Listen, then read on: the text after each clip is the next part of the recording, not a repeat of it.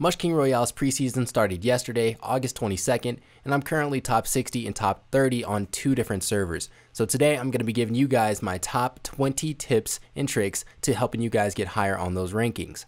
So first off, what you're going to want to do is make sure you plan your landing. Planning your landing is very important because you become more familiar with the area around you, which can give you that upper hand on your opponents. Tip number 2, in the beginning of the game you're invulnerables for a certain amount of time, so you want to drop off of your airplane as soon as possible to get to the ground quicker than others.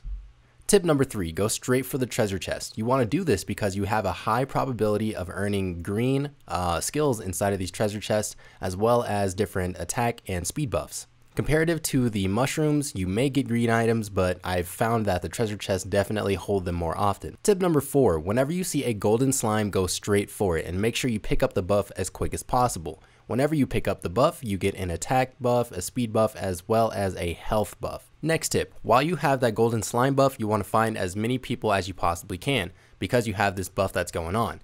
So when you have this buff, you're going to be stronger and you're going to be able to take out your opponent quicker and easier with all the skills that you have. When you secure a kill in solo mode, a zombie mushroom will pop up holding all of the items of the person that you just killed, so make sure you kill that zombie mushroom to get that quick loot. If you kill a single person in squad mode, then it's going to take 10 seconds for that zombie mushroom to pop up. A great way to go against that is just to finish off the full squad. Next up, if you find yourself in a very difficult situation, maybe low health or a lot of enemies are around you, pay attention to your jump pads. Your jump pads can get you out of combat really quick and easy to be able to get away from your opponent.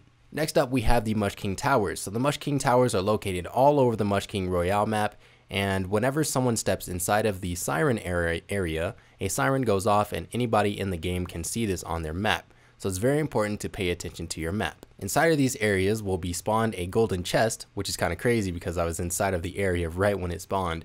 But inside of these chests, you will have a walkie-talkie. And these walkie-talkies can be used to be able to show all of your opponents on the map for a certain amount of time. And I think it is pretty cool because you can see exactly who it is if you hover over their name on the map. It is very important to keep an eye on your map, not only for the mushroom towers, but also because of the safe zones. The red area stands for the mushroom spore zone that shrinks into the blue one, and if you're on the outside of the red circle, you're going to be getting damage ticked on you every second or so. So you want to make sure you're inside of the blue circle as much as possible. Once the red circle reaches the blue circle, it'll pause for a bit, and the blue circle will shrink and move to a different spot. So you always want to, like I said, look at your map and plan for your next move.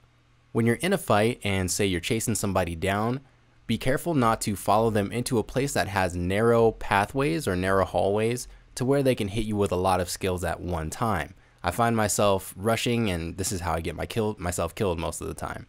Learning your skills and keybinding are the most important thing in Mushking Royale, right behind looting and of course keeping yourself alive. I would recommend after looting, or even better before, to put your keys on the specific keybind that you would like to press, because this is going to make a huge difference in the game when you get into fights. I can't tell you guys how many times I've seen a fight, either spectated or came across an opponent myself that didn't know their keybinds, and this is the reason why they lost their fight. If you feel nervous about not being able to get kills or make it very far in the game, don't worry, there's another way you can go about it. Hide and seek.